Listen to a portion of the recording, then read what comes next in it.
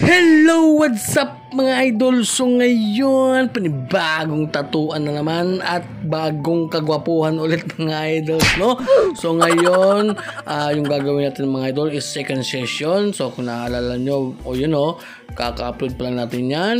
So siguro mga 2 days old pa yan mga idol, no? You know, napakasig ng eagle. So yung gagawin namin yung gagawin naman natin ngayon is yung tiger mga idol. Syempre request pa din yan ng ating client na si Boss Idol Ducks. Syempre home service ulit yan kasi mas maganda sa kanila mga idol kasi aircon, napakalamig mga idol. So yun mga idol, abangan nyo yung ating finished product na full sleeve outer part mga idol. So yun,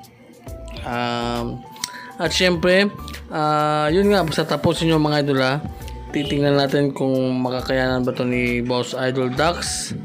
At syempre magsha-shoutout pa din tayo mga idol.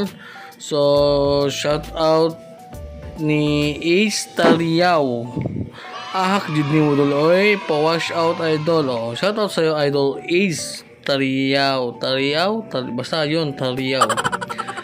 At ni Ruvin Montesilio, pa-shoutout idol from Bukidnon, Kalagutay. Shoutout sa lahat ng taga Bukidnon, Kalagutay. Lalo na ni Ruvin Montesilio, shoutout sa iyo idol.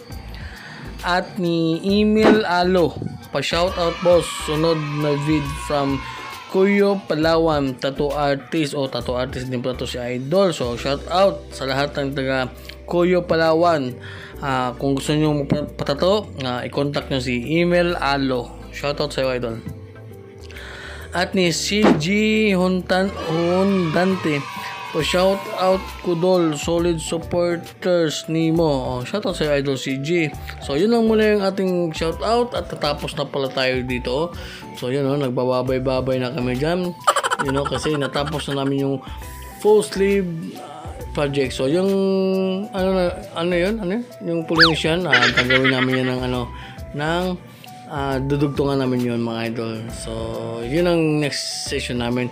Tapos dito naman mga idol ay after ng 8 hours mga idol. So 7 oras yung yung tiger. So almost to mga idol, 17 hours total. Kasi yung eagle is 9, tapos 8 hours naman yung tiger. So yun, natapos namin yung dalawang session. So total of 17 hours mga idol. Napaka-astig ni Boss Idol Ducks.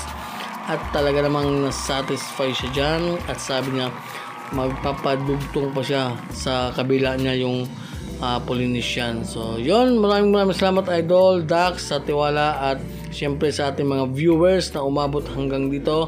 So don't forget to like, comment and share. So yun lang, happy Sunday mga idol.